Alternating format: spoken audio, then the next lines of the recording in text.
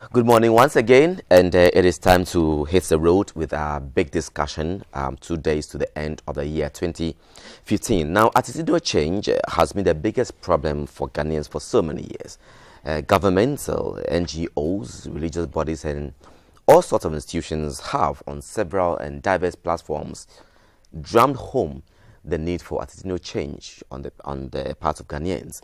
Now, 2 days to the end of the year, our discussion today throws more light on attitudinal change, why we must change attitudes as we enter a new year. So we do things differently in the positive way to affect everybody positively. And I have no other person than this man of God who I know has what it takes to speak to the issue this morning. Reverend Dr. Opuni-Frimpong is General Secretary of the Christian Council of Ghana. Reverend Doc, good morning, welcome. Good morning, E. Wonderful. Doc, first of all, if you talk about attitudinal change, it means that one should have an attitude first and then move on to try and bring that change, assuming that the attitude is not really gelling as it should be. And before I ask my first question, Doc, let me inform you, those watching us this morning, you might want to join us in the discussion on 0502 via WhatsApp, though 0502-832032. The WhatsApp number again is 0502-832032. Doc, welcome. Thank you, Nee. First of all, Doc, if you take a careful look at the behavior of Ghanaians, what would you say or would you describe as the generality in terms of attitude of Ghanaians before we look at what we need to change? Yeah, Nee, let me first say Merry Christmas to our cherished viewers. Wonderful. For again allowing us to enter into their bedrooms and their halls. Great. In their, those who are already in offices, in their offices also. And we thank God how far He has brought us as a nation, as families, as institutions. And we celebrate GBC and GTV and your team also. You have served God. You have served Mother Ghana. We are proud of you. Those we see and those we don't see. The nature of your work is that we see only few faces, you and your team. That hundreds more that we don't even see their faces on the screen by working very hard. We are proud of you. You've done your best. God bless you, but don't stop. Keep the spirit. We will not stop. Yes. But the moment you talk about attitudinal change, there's a need for acceptance. If somebody doesn't accept that I can improve, I can change, then it's a non-starter. I like what they do at secondary schools. I mean, you can even be an A student, a first-class student. You can get A's, even A's, straight A's. That's right. The senior house master, house mistress may give some, he's a remarks, good student, all that. Then, especially the headmasters and headmistresses will so write your name, so and so, Nee, you are doing well. There's still room for improvement. You always get that comment, especially from headmasters. You got it, I remember sometimes. Yes, I got several times. When even you know you have done your best, when even your parents are proud about your results, they will still add that English language. There's still room for improvement. And this is how I want to respond to the issue. As a country, we have our pluses and our minuses. We've done well for keeping our country together, holding this country together in unity. You know, you look at what is happening in Burundi now and the Middle East and other Africa countries, and for us to have our country, people can walk about in freedom, do their businesses and all that. We've done well, and plus so many other areas. But if you want us to assess attitude in this country, I may want to go for maybe 5 major areas. Wonderful. In the area of hard work and work ethics in this country. Wonderful. In the area of nationalism and patriotism, spirit of voluntarism. The area of tolerance. Tolerance at workplace, tolerance on our roads, tolerance in governance, in politics. Issues about democracy, how we are practicing our understanding of democracy and how we are handling it. And The fifth one will be the issue about leadership deficiencies in Ghana at the moment. Okay. Now, these are the 5 areas that I will want to assess okay. attitudes in Ghana, and therefore, if there's need for attitudinal change, then I will want to go into this area. I must say, I'm a religious person, and I will still see religion and spirituality even in the 5 areas I have enumerated. Okay. Issues about hard work and sound work ethics. Our attitude towards work in this country. Some are doing well. There are people who are very committed, to their work. But I can tell you, the manipulations in the system, that's where you get the corruption. That is where you get people who are earning what they don't deserve. People who will go to work late and they think nobody has the right to complain. People who go into work offices and not do what they are supposed to do, and they still feel they must get whatever they must get at the end of the month. People who are taking stuff from their offices and other things that they don't deserve, over invoicing and all that at workplaces, especially in government sectors. People who are doing all manner of things. And you ask yourself that how come that this country will BECE examination and 5 subjects will leak for these innocent children, Ghanaian children, to be told in the face that 5 papers have been cancelled. Come and write again. Now, what have you done to the mind of that innocent child? Who was responsible? Whose shadow?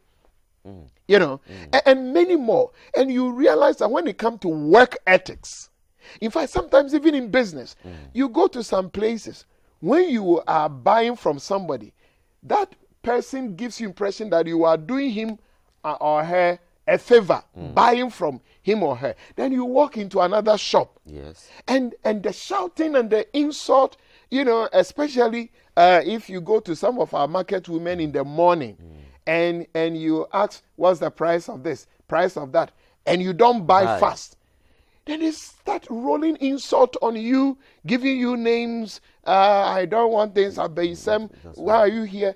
That kind of thing. You see, so even in the area of customer care, you realize that we have a long way to go, top down. How we are serving people in this country. So I feel that in the area of hard work, in the area of sound work ethics, we have a long way to go. Rightly so, Reverend Doc. Let's look at patriotism. I want us to look at the indicators for all these 5 that you've enumerated. Then we'll look at where we can try to interface them. So let's move on patriotism. Where do we fall short as a people? Now, in this area, I was proud as a Ghanaian during, though unfortunate, the June 3rd, 4th disaster. Very unfortunate. I will always salute the fire service and other security agencies, but the fire service. You see, even though they were doing their work as professionals, they've been trained to quench fire. But you look at the danger, and somebody's son, somebody's husband were called to face this. And the joy and some suffered. In this country, it's like the police. When they are killed, it's like it's not a normal news. Thing. But when they kill, it's news. It's a problem. When the fire service people go out there and they die, nobody cares. But that is their job. What? So what? But when our buildings are on fire, where is the fire service? They came too late. There was no fire in their the water in their stuff. Now the fire service, and then some Ghanaian youth, the spirit of voluntarism, who were prepared to save lives and protect properties all over, jumping into fire and to all. Then when we needed blood, the many who were all over Kolebu 37 donating blood, and other institutions, organizations that mobilize resources. We are not doing badly at all when it comes to this area. That's that people are ready.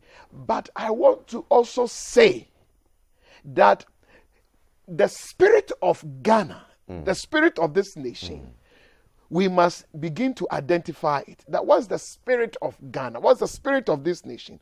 And develop it. Because at the moment, there are people, especially in leadership, who think and behave as if now they must grab everything. And even if the nation called Ghana would die and they will survive, they will still move on. Now you get some people with this, and that's a specific area that we need attitudinal change.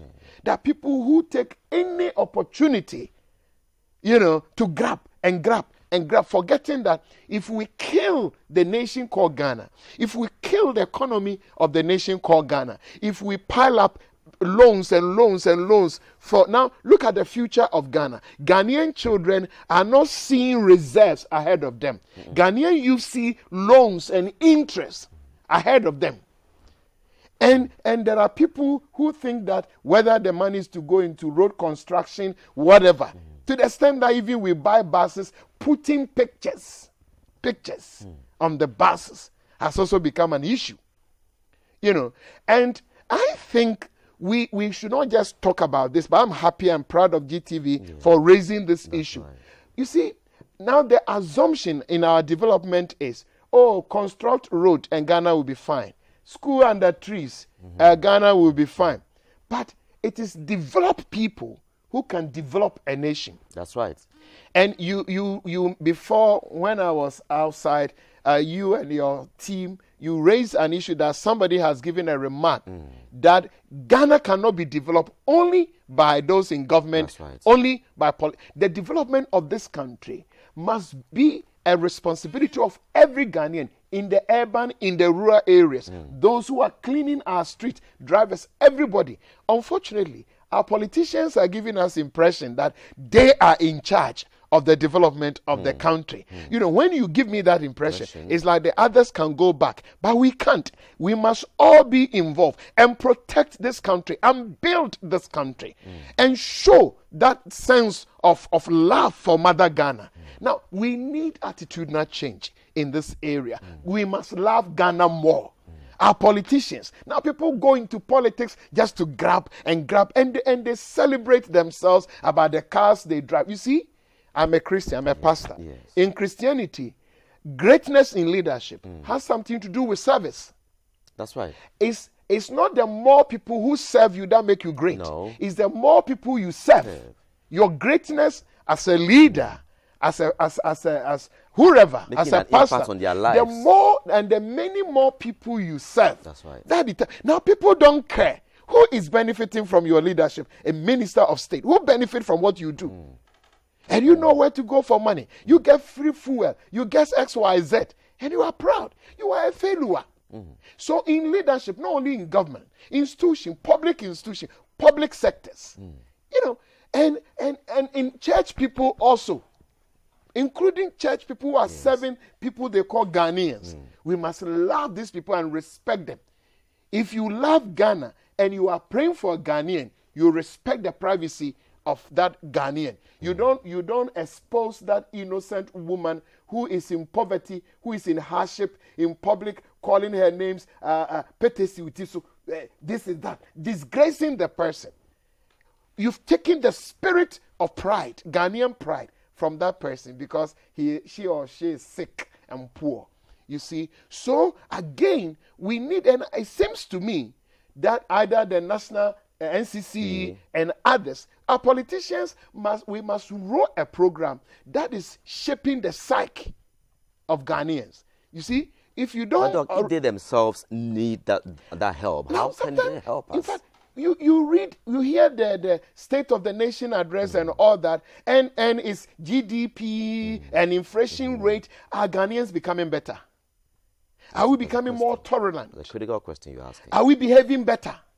Our attitude towards work, attitude towards Ghana, are we becoming better? Now that is not one of the indicators.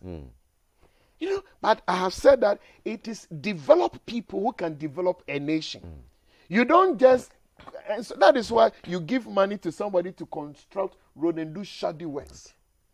You see, Where's the spirit of patriotism? And somebody must nurture that in us. We are Ghanaians first.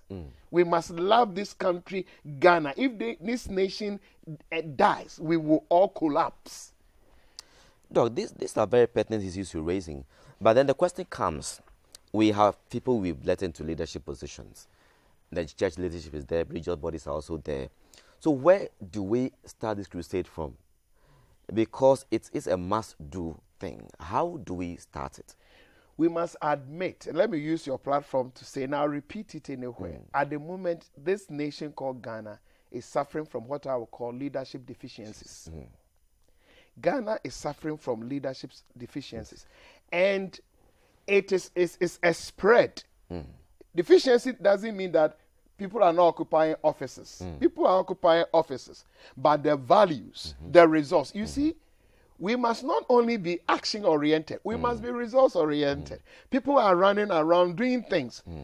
But leaders must give us results, positive results. That's right. Now, from chieftaincy institution to academic institution, security, our court, I mean, recent announced thing, yes, public sector, religious leaders, business leaders, media, and all that. that's right. You realize that now it's becoming difficult to trust people in leadership, that they will deliver.